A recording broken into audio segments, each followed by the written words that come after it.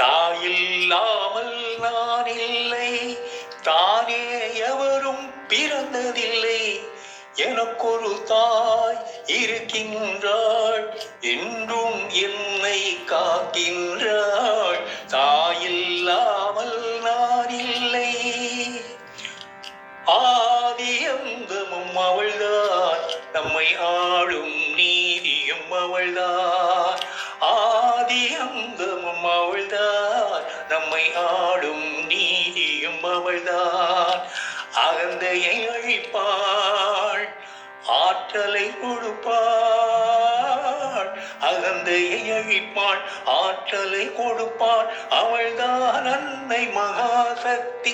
அந்த தாயில்லாமல் நான் இல்லை, தானே எவரும் பிறந்ததில்லை. எனக்கொரு தாய் இருக்கின்றாள், என்றும் என்னை காக்கின்றாள். தாயில்லா